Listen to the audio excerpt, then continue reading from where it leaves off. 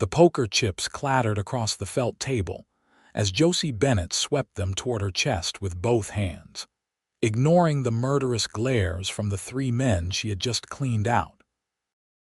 The saloon in Camp Verde, Arizona, smelled of whiskey, tobacco, and the particular kind of desperation that came with losing a week's wages to a woman in a crimson dress who dealt cards like she was born with a deck in her hands.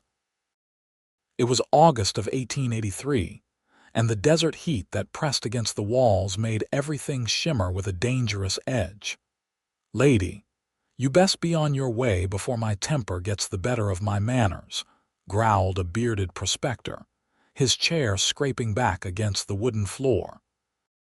Josie stood, tucking her winnings into a leather pouch at her waist, her dark hair pinned up in a way that was both practical and alluring. She was 23 years old, and she had been taking care of herself since she was 15. "Gentlemen, pleasure doing business with you." She moved toward the door with the practiced grace of someone who knew when to make an exit, but the prospector's hand shot out and grabbed her wrist. The saloon went quiet in that particular way that meant violence was about to erupt like a summer storm. Nobody cheats Big Jim Taylor and walks away. "I did not cheat," Josie said, her voice steady despite the fear climbing up her spine. "I played better." That was when the door swung open and boot heels clicked across the floor with a measured, confident rhythm. A tall man in a dusty black hat and worn leather vest stepped into the shaft of late afternoon sunlight that cut through the smoky air. He had the kind of face that had seen trouble and decided it was not particularly impressed. All sharp angles and steady gray eyes that took in the entire scene in a single glance. "Jim, you are holding up my card game," the man said, his voice carrying the lazy drawl of someone who had spent his life on horseback under open skies. "This is none of your concern, Matthew Ellis."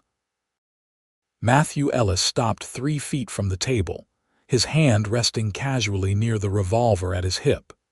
He was 27, a horse rancher who supplied remounts to the cavalry and had a reputation for being fair, hard-working, and not someone you wanted to cross if you valued your health.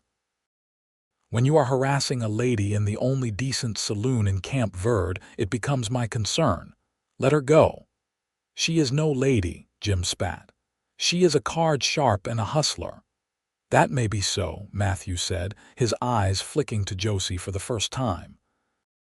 Something passed between them in that moment, a recognition of something neither could name. "But you still need to let her go." The silence stretched like taffy, hot and sticky with tension. Then Jim released Josie's wrist with a curse and slumped back into his chair. Matthew tipped his hat to her and moved to an empty table, settling into a chair as if nothing had happened. Josie should have left. She should have taken her winnings and disappeared to the next town, the next game, the next temporary refuge. Instead, she found herself walking to Matthew's table and sitting down across from him. "Thank you," she said. "Do not mention it." He pulled out a deck of cards and started shuffling with the easy competence of a man who spent lonely nights practicing. "You play an honest game." "Honest as they come. I am just better at reading people than most." "That's so." A hint of something that might have been amusement touched his mouth. "Read me then." Josie studied him, taking in the calloused hands, the sun-weathered skin, the way he held himself like someone who knew exactly who he was and did not apologize for it. "You are a rancher. Horses, not cattle. You have land outside town, probably inherited it. You come to town once a week for supplies, and to remind yourself why you prefer the company of horses to people. You are not married because you have not found a woman who can handle the isolation, and you are not the type to settle for less than what you want." Matthew dealt the cards between them, his expression unreadable. "You missed one thing." "What is that?" "I am the kind of man who knows what he wants when he sees it." His gray eyes met hers, direct and unwavering, And I just saw it. Josie felt heat rise to her cheeks that had nothing to do with the Arizona summer. Mr. Ellis, I appreciate the help, but I am not what you are thinking I am. And what is that, available? She stood, suddenly feeling like the walls were closing in. I move from town to town. I play cards because I am good at it and it keeps me fed and sheltered. I am not the kind of woman a man brings home to meet his family or plants roots with. I am just passing through. Matthew gathered up the cards and tucked them away. Miss Bennett, I heard Jim use your name. I am going to be at the general store tomorrow morning at 9. If you need supplies for your journey to wherever you are headed next, I am buying. Consider it payment for the entertainment you provided today. I do not need charity. Did not say you did. I am making an offer between two people who just met and might enjoy continuing the conversation. He stood, tall enough that Josie had to tilt her head back to maintain eye contact. Think about it. Then he was gone, leaving Josie standing in the saloon with her heart beating faster than it had when Jim Taylor grabbed her wrist. She did not sleep well that night in her small rented room above the boarding house. The moon hung fat and bright over the desert, casting silver shadows through her window. She kept thinking about gray eyes and the quiet confidence in Matthew Ellis's voice when he said he knew what he wanted. Men had wanted her before, plenty of them. But they wanted the woman in the crimson dress who dealt cards and wore her independence like armor. They wanted a night or a week, something temporary and exciting before they went back to their respectable lives. None of them had ever looked at her the way Matthew had looked at her, like he was seeing past the armor to something underneath that even Josie was not sure existed anymore. At 8:30 the next morning, she found herself walking toward the general store, telling herself she was only going because she did need supplies. The store smelled of sawdust, coffee beans, and the particular mixture of goods that kept frontier towns alive. Matthew was already there, leaning against the counter and talking to the proprietor, a cheerful man named Henry who had never once given Josie a hard time about her profession. Miss Bennett, Matthew said, straightening when he saw her. I was hoping you would come. I need supplies, she said, more defensively than she intended. I am leaving tomorrow. Where are you headed? Prescott, maybe, or back to Tucson, she shrugged. Wherever the next game is. Matthew nodded slowly, then turned to Henry. Put whatever Miss Bennett needs on my account. For the next 20 minutes, Josie selected items with Matthew standing nearby, not hovering but present. He made small talk with Henry about horse prices and water rights, discussed the cavalry's latest order, mentioned a mare that was due to foal any day now. It was all so normal, so domestic, so completely foreign to the life Josie had built for herself. When her supplies were wrapped and ready, Matthew picked up the parcels despite her protests. Let me walk you back to the boarding house. Outside, the morning sun was already fierce, promising another scorching day. They walked in silence for a minute before Josie finally spoke. Why are you doing this? Doing what? Being kind to me. You do not know me. Matthew adjusted the parcels in his arms. I know you play an honest card game even though you could probably cheat and get away with it. I know you did not back down when Jim Taylor tried to intimidate you. I know you did not take the easy way out and let me fight him for you, even though you could have. That tells me plenty. It tells you I am stubborn and prideful. It tells me you have principles. They reached the boarding house and Matthew set the parcels down on the porch. Look, Miss Bennett, Josie, I am not a complicated man. I breed horses, I keep my word, and I do not play games with people's hearts. Yesterday, when you walked into that saloon, something shifted for me. I cannot explain it better than that. I would like to get to know you better. I would like you to come out to my ranch for dinner tonight. Just dinner, just talking. Then if you still want to leave for Prescott tomorrow, I will not stop you." Josie felt something crack in her chest, a fissure in the walls she had built so carefully over 8 years of surviving on her own terms. "Mr. Ellis, I think you have the wrong idea about me. I am not respectable. I have been on my own since I was 15. I gamble for a living. I have done things I am not proud of to survive. Whatever you are looking for in a woman, I am not her." "What if you are exactly her?" Matthew said quietly. "What if I am not looking for respectable? What if I am looking for honest and brave and smart enough to make her own way in a world that does not make it easy? What if I am looking for someone who knows how hard life can be and chose to face it head on instead of giving up?" "You do not know what you are saying." "I am 27 years old, Josie. I have run a ranch by myself for 5 years since my father died. I have dealt with drought, disease, thieves, and the United States Army's purchasing office. I know exactly what I am saying." He took a step closer, close enough that Josie could see the gold flecks in his gray eyes. "Come to dinner. 6 o'clock. My ranch is 3 miles north on the road toward Cottonwood. You will see the sign." Then he tipped his hat and walked away, leaving Josie standing on the porch with her heart in her throat and her carefully ordered world tilting on its axis. She spent the afternoon trying to talk herself out of going. She lay on her bed and counted the cracks in the ceiling, listing all the reasons this was a terrible idea. Matthew Ellis was a respectable rancher with property and a business. She was a gambler with nothing but her wits and a leather pouch of winnings. He was talking about dinner and conversation.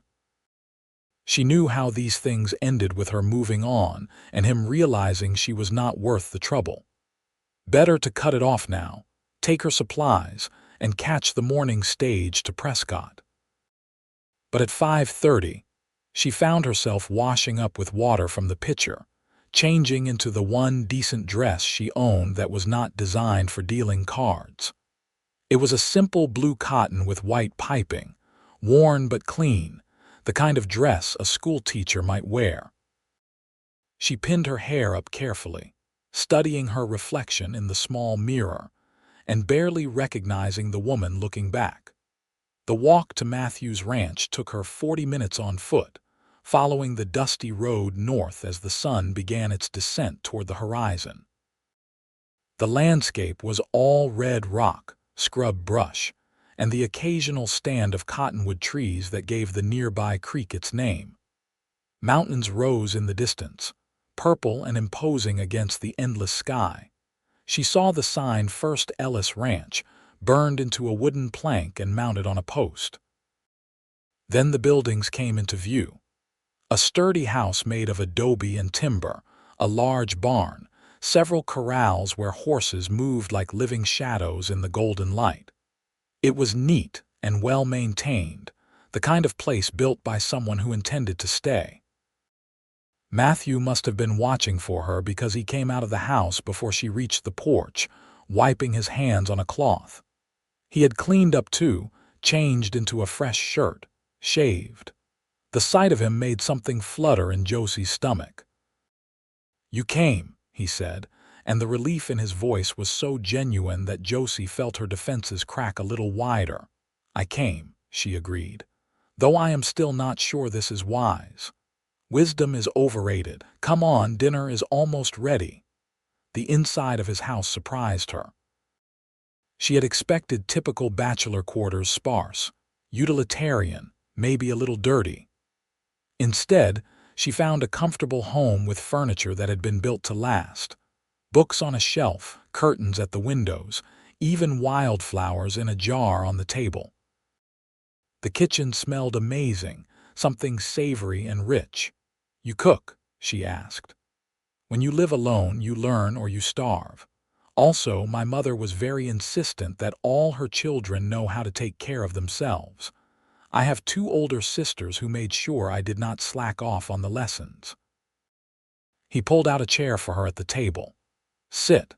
It is just beef stew and biscuits, nothing fancy."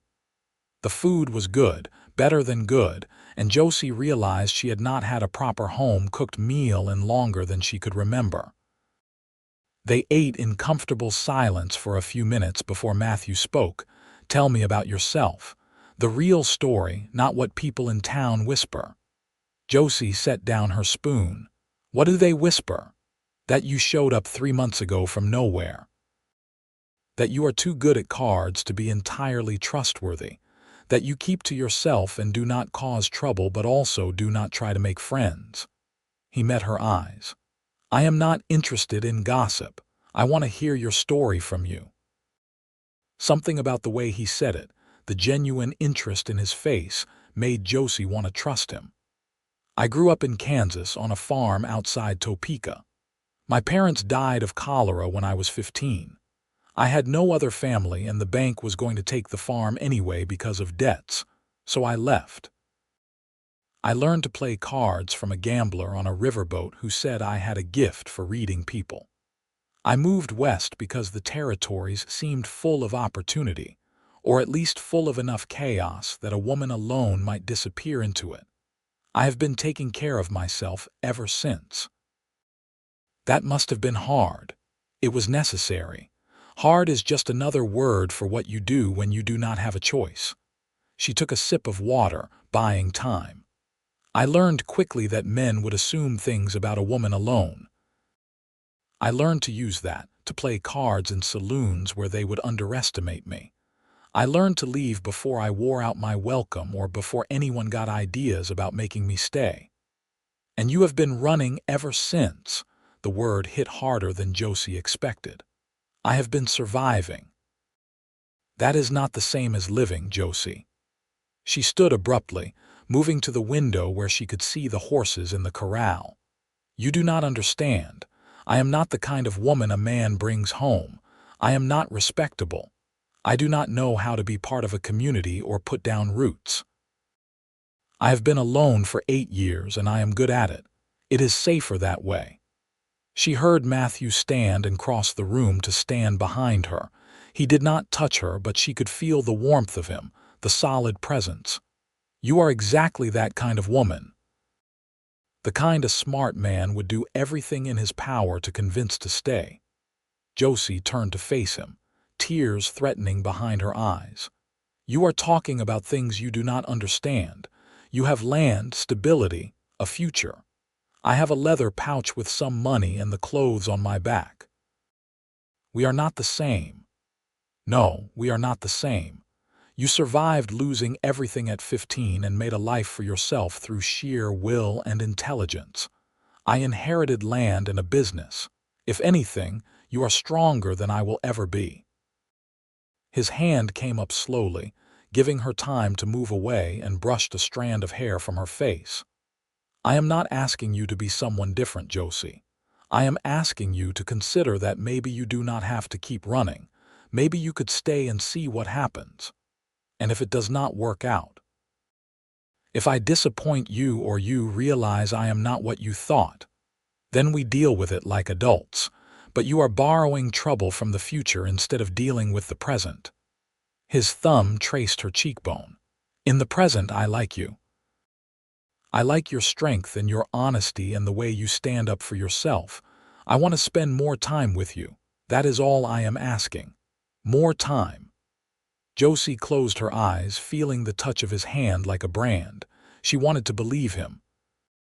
She wanted to believe that she could be the kind of woman who stayed, who built something lasting, who let someone see past the armor to the scared girl underneath who just wanted a home. But belief was dangerous.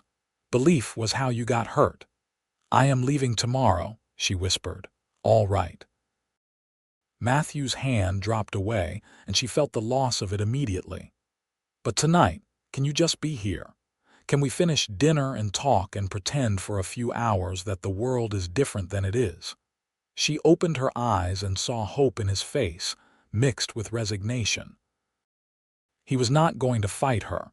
He was not going to force anything. He was giving her the choice, the same way he had given her the choice to come to dinner in the first place. "Yes," she said, "I can do that. They returned to the table and talked until the candles burned low. Matthew told her about his childhood, about learning to ride before he could properly walk, about his father teaching him to judge a horse's character by watching how it moved. He talked about his sisters, both married now with families of their own in California, and how he wrote them letters every month. He talked about the challenge of running a ranch alone, the satisfaction of breeding a strong line of horses, the way the desert looked after a rare rain. Josie found herself talking too, sharing stories she had not told anyone. About the riverboat gambler who had taught her cards and treated her like a daughter for 6 months before dying in his sleep. About a town in New Mexico where the sheriff's wife had let her sleep in their barn and treated her with unexpected kindness. About the time she won enough money to buy a train ticket back to Kansas, but could not bring herself to go because there was nothing left there but ghosts. The moon was high and bright when Matthew finally walked her back toward town, insisting despite her protests that she should not travel the road alone at night. They walked slowly, neither wanting the evening to end. "Thank you for dinner," Josie said when Camp Verde's lights became visible in the distance, "and for listening. Thank you for coming, for trusting me enough to share your stories." Matthew stopped walking and Josie stopped beside him. "I meant what I said, Josie. You are exactly the kind of woman a man brings home. You are exactly the kind of woman I would want to build a life with. I know you do not believe that yet, but it is the truth." Matthew. His name on her lips felt right, like something she had been waiting to say. "I do not know how to do this. I do not know how to stay. You do not have to figure it all out tonight. Just think about it. Think about whether you might want to try." He reached out and took her hand, his fingers warm and calloused around hers. "I will be at the general store tomorrow morning at 9, just like today. If you want to stay, even just for a little while, I will be there. If you want to leave, I will accept that. But I want you to know that you would not be alone anymore if you stayed. You would have someone on your side." He raised her hand to his lips and kissed her knuckles, a gesture so old-fashioned and sweet that Josie felt tears prick her eyes. Then he released her and waited while she walked the rest of the way into town alone, watching to make sure she was safe. Josie did not sleep at all that night. She lay in bed and watched the darkness slowly give way to dawn, her mind churning. Everything in her survival instinct screamed at her to leave, to catch the morning stage and put Camp Verde and Matthew Ellis behind her. But there was a quieter voice underneath, one she had been ignoring for 8 years. It asked, what if? What if she stayed? What if she let herself trust someone? What if the walls she had built were keeping her safe but also keeping her trapped? At 8 o'clock, she started packing her few belongings. At 8:15, she stopped and sat on the edge of the bed, her hands shaking. At 8:30, she made a decision that terrified her more than anything she had done since leaving Kansas. Matthew was waiting at the general store, trying to look casual but failing miserably.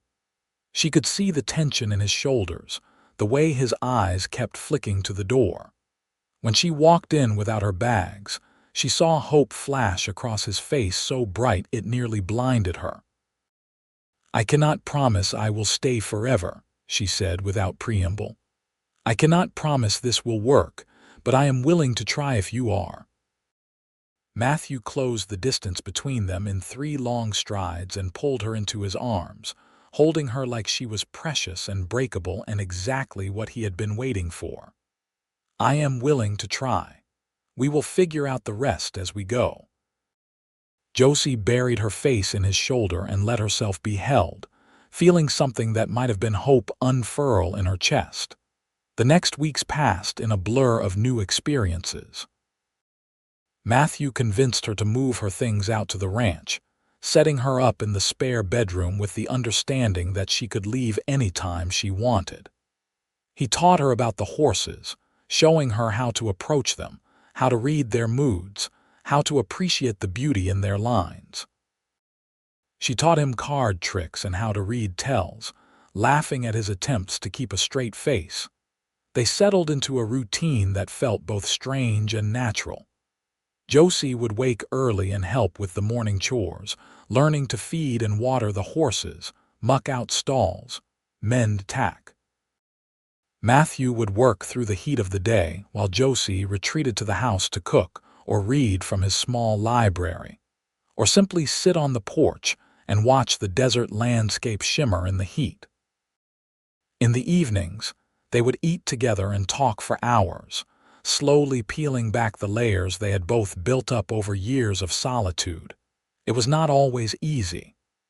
Josie woke from nightmares sometimes, dreams where she was back on the streets with nowhere to go.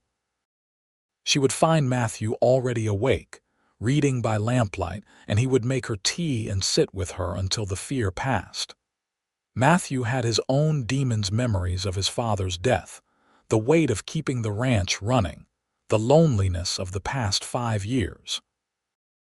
Josie learned to recognize when he needed space and when he needed company, just as he learned to recognize when her independence was healthy and when it was fear disguising itself as strength. A month after she arrived, the cavalry officer who handled purchases rode out to inspect Matthew's horses.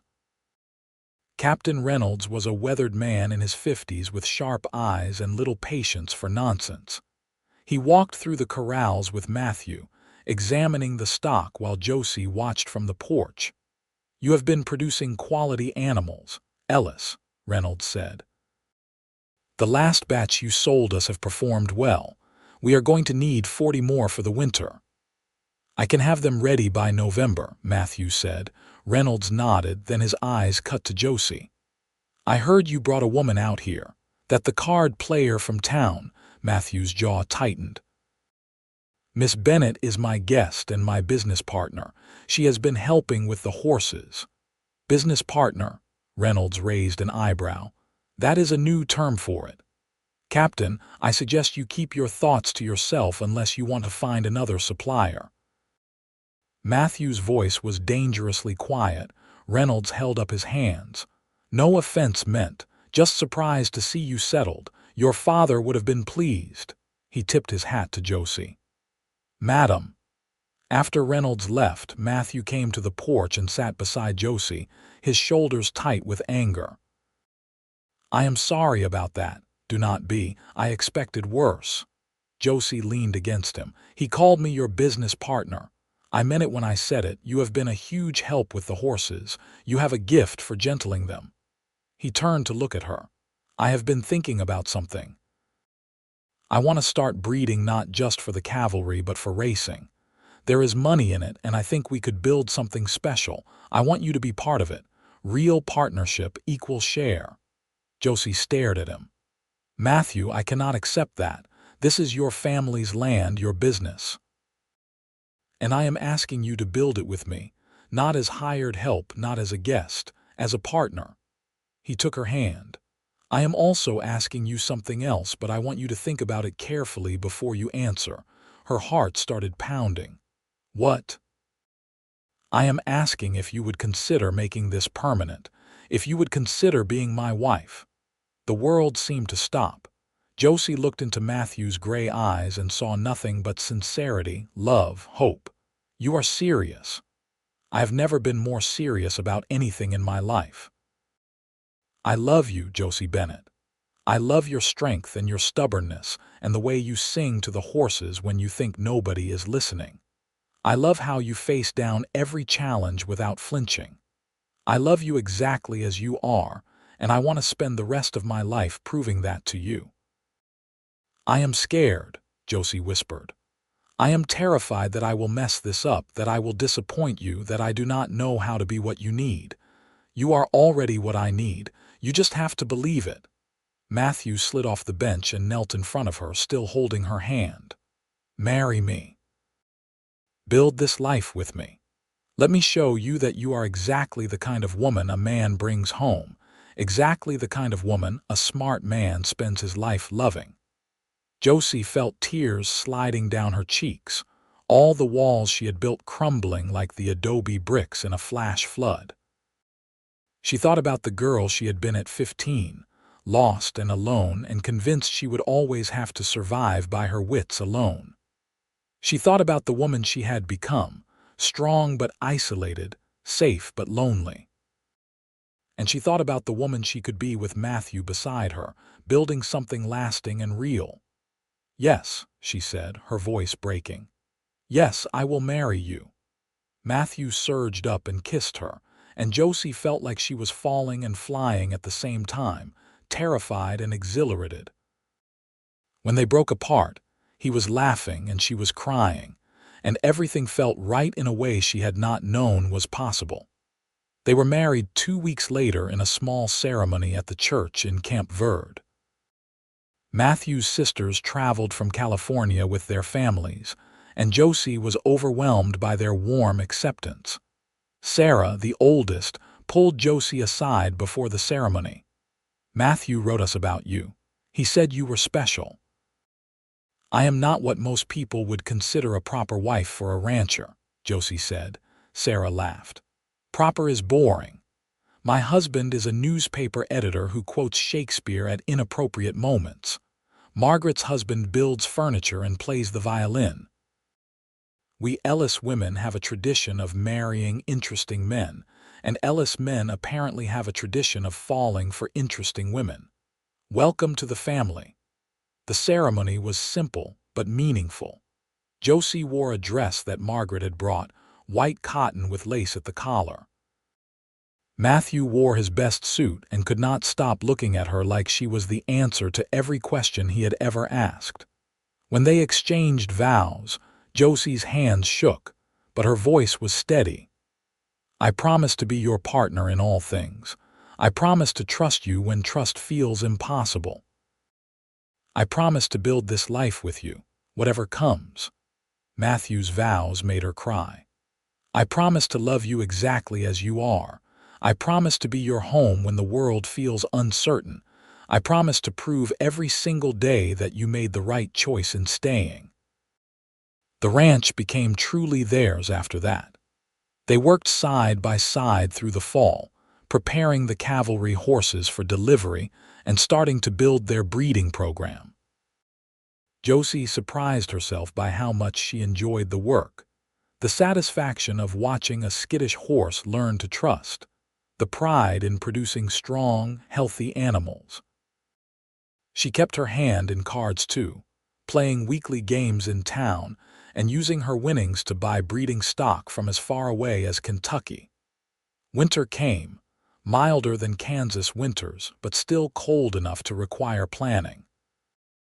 They spent long evenings by the fire, Matthew teaching Josie to read contracts and handle the business side of the ranch, while she taught him strategy and risk assessment that served them well in negotiations. On Christmas, they hosted Matthew's sisters and their families, and the house was full of laughter and chaos, and the kind of warmth that came from people who genuinely cared about each other. In January, Josie realized she was pregnant. She felt the same terror she had felt when Matthew proposed, the fear of the unknown mixing with something that might have been joy. Matthew held her while she cried and told him she did not know how to be a mother, that she was afraid of failing, that everything was moving so fast. "We will figure it out together," he said, the same thing he always said when she spiraled into fear. "Just like we figured out everything else." The pregnancy was not easy. Josie was sick for months, unable to keep food down, exhausted and miserable. Matthew took over most of the ranch work and hired a young man named Samuel to help with the heavier tasks. On the days when Josie felt well enough, she would sit on the porch and work on ledgers or write letters to Matthew's sisters, building connections with her new family. In September of 1884, their son was born. They named him James after Matthew's father, and Josie fell in love in a completely new way the moment they placed him in her arms. He was tiny and red-faced and perfect, and she could not believe she had helped create something so miraculous. "You are already a wonderful mother," Matthew told her, watching as she nursed their son with fierce concentration. "Look at you. Look at what we made." Motherhood changed Josie in ways she had not expected. The fierce protectiveness she felt for James made her understand her own mother better, made her grieve anew for what she had lost. But it also grounded her, gave her a purpose beyond survival. She was building a legacy now, creating something that would outlast her. The fear never entirely went away, but it became manageable, just another part of life rather than the driving force. The ranch prospered. Their breeding program produced its first racing champion when James was 2 years old, a stunning bay mare that won 3 races in Prescott and drew attention from buyers across the territory. Matthew proved to have an eye for matching bloodlines, while Josie's ability to read people made her invaluable in negotiations. They became known as the couple who could produce quality horses and drive a hard but fair bargain.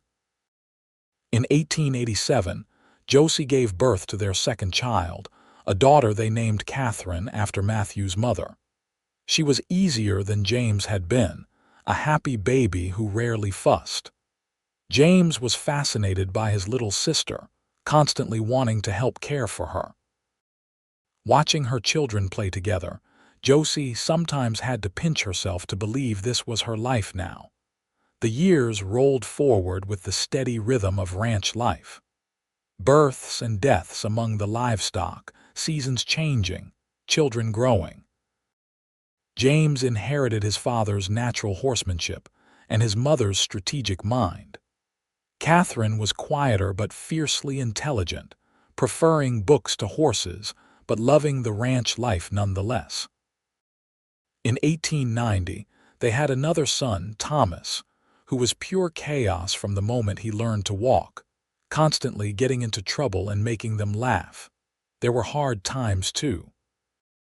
A drought in 1891 that nearly broke them, saved only by careful management and some strategic card games in Phoenix that Josie won, despite being 6 months pregnant with their 4th child. A fever that swept through Camp Verde in 1893 and took several people they knew, sparing their family but leaving them shaken and grateful. The constant challenge of balancing business and family, of maintaining the ranch while raising children who needed attention and love. Through it all, Matthew kept his promises. He loved Josie exactly as she was, never asking her to be someone different. When she woke from nightmares about being alone again, he held her and reminded her that she had a home. When she doubted herself as a mother or a businesswoman, he pointed out her successes and helped her see herself through his eyes. He was her partner in the truest sense, equal in all things. Josie kept her promises too. She trusted Matthew even when trust felt impossible. She let herself be vulnerable, let herself need someone, let herself believe that she was worthy of the life they had built. She proved every day that staying had been the right choice, that she was exactly the kind of woman who could build a home and a family and a legacy. In 1896, 13 years after that first dinner at the ranch, Josie stood on the porch and watched the sunset paint the desert in shades of gold and crimson. Matthew came up behind her and wrapped his arms around her waist, resting his chin on her shoulder. "What are you thinking about?" he asked. "How lucky I am. How different my life is from what I thought it would be." She leaned back against him. "Remember the first night I came to dinner, when I said I was not the kind of woman a man brings home? I remember. I also remember telling you that you were exactly that kind of woman." "You were right." Josie turned in his arms to face him. "I was so scared, Matthew, so convinced that I was not capable of this, that I would ruin everything. But you saw something in me I could not see in myself. I saw the truth. Everything else was just convincing you to see it too." He kissed her forehead. I have never regretted a single moment since you walked into that saloon.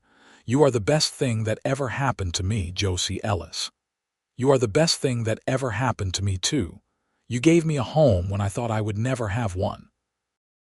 You gave me a family, a purpose, a life I could not have imagined. Behind them, they heard the sound of their children arguing about something, probably who got to ride which horse tomorrow. Catherine was trying to mediate while James and Thomas ignored her completely. Their youngest, Anna, was only 3 and likely just making the chaos worse by trying to help. I should probably go break that up, Matthew said without moving. Probably. Or we could stand here for one more minute and pretend they are someone else's children. Matthew laughed and pulled her closer. One more minute. They stood together watching the desert they both loved, the land that had brought them together and given them a life. Josie thought about the scared girl she had been, the woman she had become, the future stretching ahead for her children and grandchildren. She thought about how close she had come to running, to leaving Camp Verde and Matthew Ellis behind because she was too afraid to believe she deserved happiness. "Thank you for not giving up on me," she said softly. "Thank you for taking a chance on us." Matthew kissed her temple. "Come on, let's go see what trouble our children have gotten into now." They walked inside together, leaving the door open to let in the desert breeze. The house was full of noise and life and love, exactly the kind of home Josie had never let herself dream of. She had spent so many years protecting herself, building walls, convincing herself she did not need anyone. But Matthew had seen through all of that to the woman underneath who just wanted to belong somewhere, to someone. He had been right all along. She was exactly the kind of woman a man brought home. She just had not believed it until he showed her how to see herself through his eyes, through love instead of fear.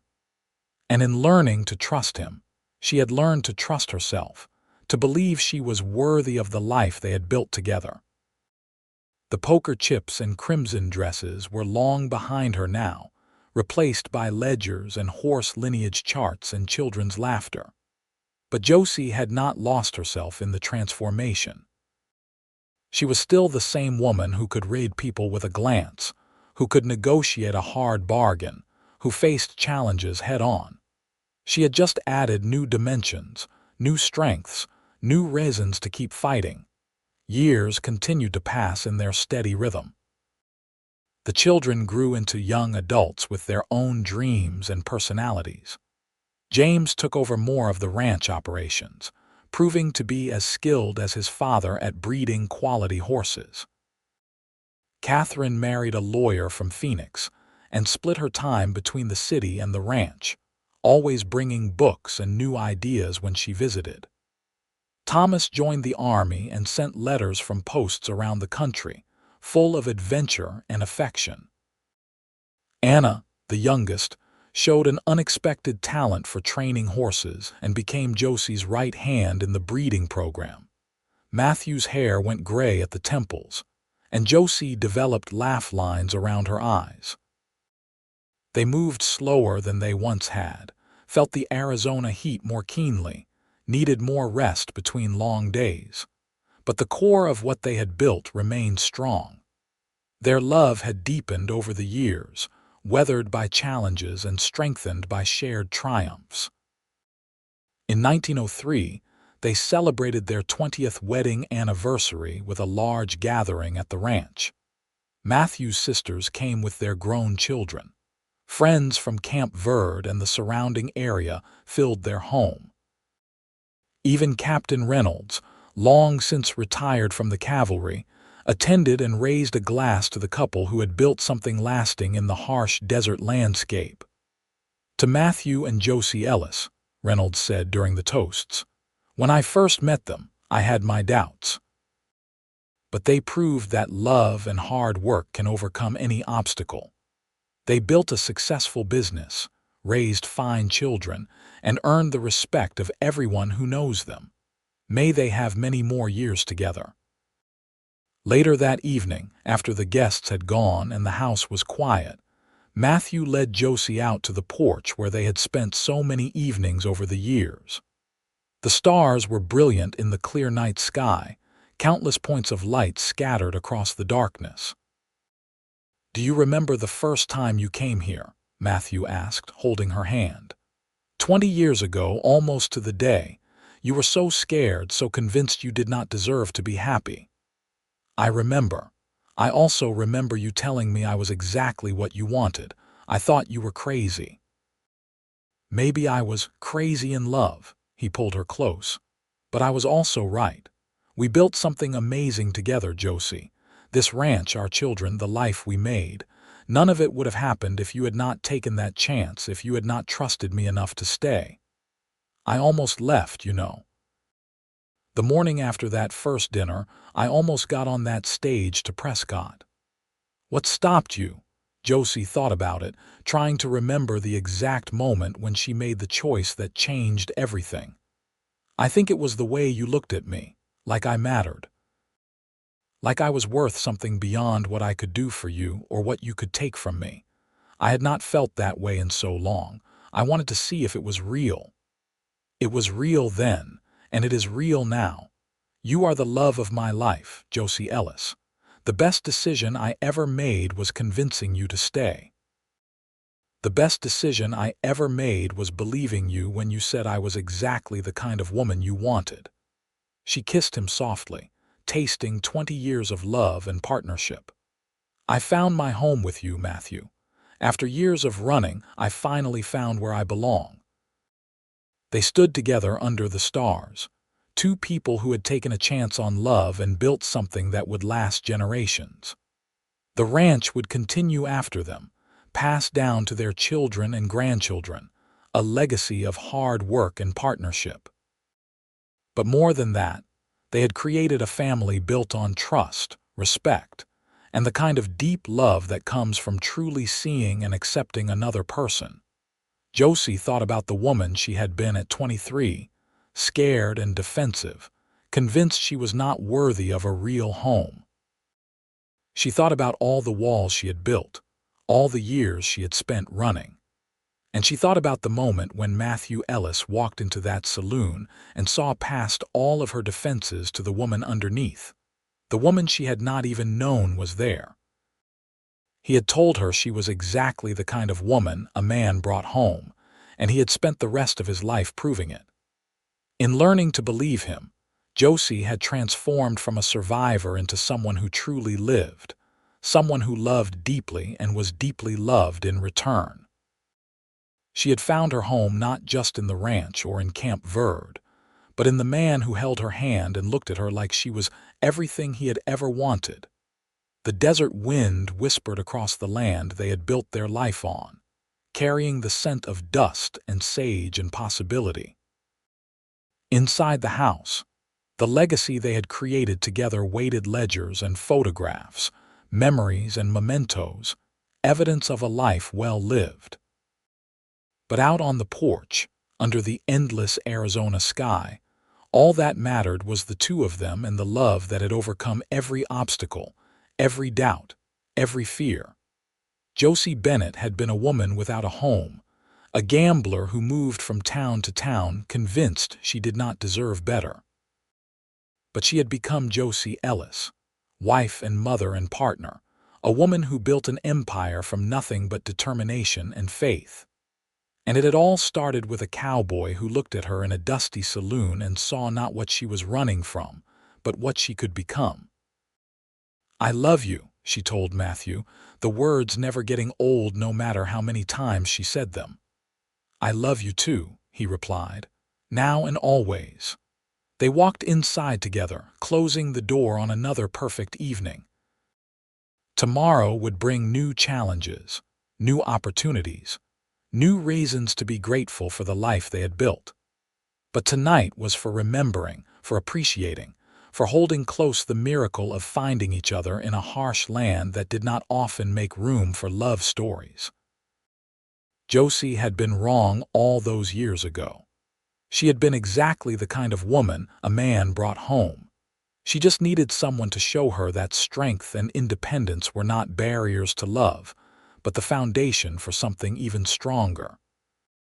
And Matthew had been that someone, the cowboy who saw past her defenses and loved her not despite her past, but because of everything it had taught her, everything it had made her become. Their story was not a fairy tale. It was better than that. It was real, earned through hard work and trust and the daily choice to keep building together. It was a testament to the power of seeing someone truly, of believing in them when they cannot believe in themselves, of loving them exactly as they are while helping them become even more. And as they prepared for bed that night, side by side in the room they had shared for 20 years, Josie felt nothing but gratitude for the life she had found. She had come to Camp Verde as a gambler with nothing but a leather pouch of winnings and a heart full of fear.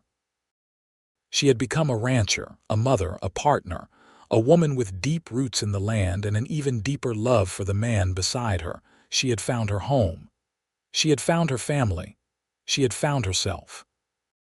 And it had all started with a simple act of kindness from a cowboy who saw her worth when she could not see it herself, who told her she was exactly what he wanted, and then spent his life proving it true. That was the real magic, the real miracle, not just that Matthew loved her, but that he had helped her learn to love herself, to see herself as worthy of the life they had built together. As Josie drifted off to sleep that night, Matthew's arm around her waist and the desert wind singing through the windows, she smiled. She had taken the biggest gamble of her life when she decided to stay in Camp Verde, and she had won everything that mattered.